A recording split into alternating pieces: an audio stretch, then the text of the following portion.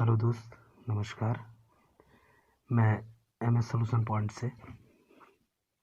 जैसा कि आप देख पा रहे हैं, सूचना काफ़ी महत्वपूर्ण है। ये चीज़ें अभी 18 तारीख को क्लियर हुई हैं कि जो यहाँ आप देख पा रहे हैं शिक्षक भर्ती है, एडेड जूनियर हाई स्कूलों के लिए है। तो एडेड जूनियर हाई स्कूलों के लिए जो ये शिक्षक भर्ती है, इसमें इसके पहले वैकेंसी जो होती थी जूनियर में सीधे नहीं होती थी, और एडेड विद्यालय में जो वैकेंसी होती थी ये ज़्यादातर जिसका विद्यालय होता था उन्हीं लोगों के साठगांठ पर ये चीज़ें हो जाती थी। बट सरकार ने अब मूड बनाया है इसके लिए कि जैसे प्राइमरी बेस पे होता है ना, जैसे प्राइमरी में होता है उसी तरीके से क्या होगा, ये भी जूनियर में भी क्या होंगे, वैकेंसियाँ हैं। और जिसका जियो भी जारी हो चुका है। ऐसा नहीं है कि ये चीज़ें ऐसे हैं कि मतलब चीज़ें बोल दी गई हैं कि हाँ वैकेंसी आने वाली है, नहीं, इसका जियो भी जारी हो चुका है। देखिए, मैं आपको बता देता हूँ इसके लिए कि टर्म ऑफ कंडीशन क्या होगा। टर्म ऑफ कंडीशन ये होगा, जानना बहुत ही महत्वपूर्ण है, क्योंकि आप जानते हैं यदि आपको चीज़ें क्लियर नहीं है कि हम किस लिए पढ़ रहे हैं, क्या मेरा टारगेट है, तो ये चीज़ें आपके लिए पूर्ण नहीं हो पाएंगी। तो सबसे पहले आपको याद रखना है चीज़ें जो हम आपको बता रहे हैं ये किसके लिए है। ये शिक्षक भर्ती है एडेड जूनियर हाई स्कूल के लिए। देखिए, इसके लिए आपका टर्म ऑफ कंडीशन क्या होगा, इसका टर्म कंडीशन क्या होगा मैं आपको बता दूं। देखिए, यहाँ पर वही लोग एलिजिबल होंगे, वही लोग इसके पात्र होंगे जो क्या होंगे, जूनियर का टेट, ठीक है ना, जूनियर टेट जो क्या होंगे, क्वालिफाई होंगे। और जूनियर टेट के साथ या तो फिर जूनियर का सी टेट हो, जो ये दोनों चीज़ क्लियर करेंगे वही इस वैकेंसी में बैठ सकते हैं। तो मैं आपको बता दूं कि देखिए, इससे ये क्लियर हो जाता है कि ये वैकेंसी लगभग ये समझ लीजिए अप्रैल तक क्लियर हो जाएगी। अप्रैल मई मतलब इस सत्र में आप न्यू सेशन में जो होगा, न्यू सेशन जो होगा इसमें आप क्या होंगे, इसके लिए आप विद्यालय में होंगे। अब इसके लिए देखिए चीज़ें, अगर विद्यालय में होंगे तो जाहिर सी बात है क्या होगा, जो जूनियर का टेट होगा, चाहे वो जूनियर सी टेट तो अभी हुआ ही नहीं, आप देख रहे हैं ये 2020 वाला ही चल रहा है, 21 में होने वाला है 31 को जनवरी को। अब देखिए यहाँ चीज़ें, यहाँ आपको जूनियर टेट पास होना चाहिए। तो सरकार निश्चित रूप से क्या करेगी, जूनियर टेट आपके लिए लाएगी, ठीक है ना। जूनियर टेट जब लाएगी उसके बाद ही क्या होगा, यहाँ जो एडेड विद्यालय की वैकेंसियाँ हैं वो आएंगी। मैं आपको बता देना चाहता हूँ कि जूनियर में अब बात आती है कि सर हम साइंस में जाएंगे कि हम आर्ट में जाएंगे।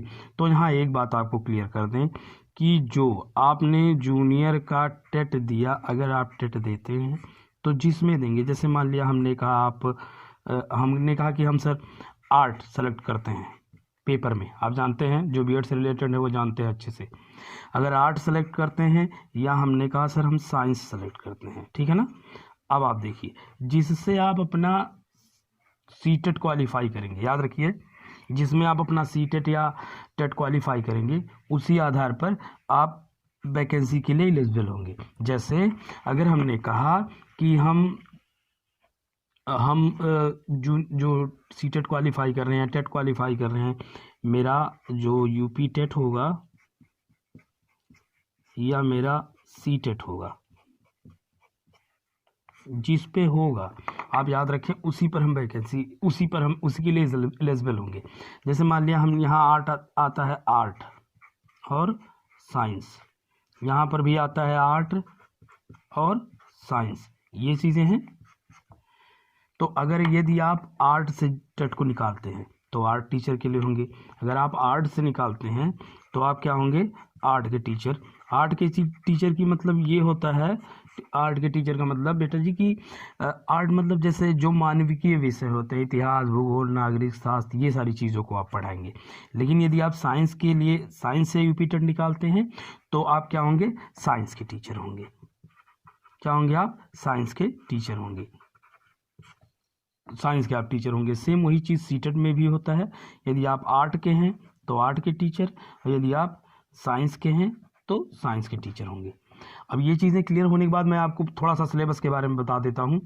देखिए, यहाँ पर आपको सारी चीज़ें फ्री ऑफ कास्ट दी जाएंगी, जो भी तैयारी कराई जाएंगी वो फ्री ऑफ कास्ट रहेंगी, चाहे वो आर्ट टीचर के लिए हो चाहे साइंस टीचर के लिए हो, चाहे यूपी टेट के लिए हो, चाहे सी टेट के लिए हो, चाहे सुपर टेट के लिए हो, ये सारी चीज़ें आपको फ्री ऑफ कास्ट प्रोवाइड कराई जाएंगी हमारे चैनल के द्वारा। ज़्यादातर ये मेरा ये मोटिव है ऐसे लोगों के लिए जो इतना पैसा अफोर्ड नहीं कर सकते, या ऐसे लोगों के लिए जो बाहर जा नहीं सकते, चाहे वो बच्चियां हो या कोई भी लोग हों जो बाहर नहीं जा सकते या पैसा नहीं अफोर्ड कर सकते, उनके लिए ये सारी चीज़ें हमारी हैं। तो ऐसे लोग को जिसकी नीड होगी आप ज़रूर बताएं। ऐसे आपके आसपास बहुत सारे लोग होंगे जिनको ये चीज़ें जाननी है और ये चीज़ें आप उनके पास तक पहुंचाएंगे।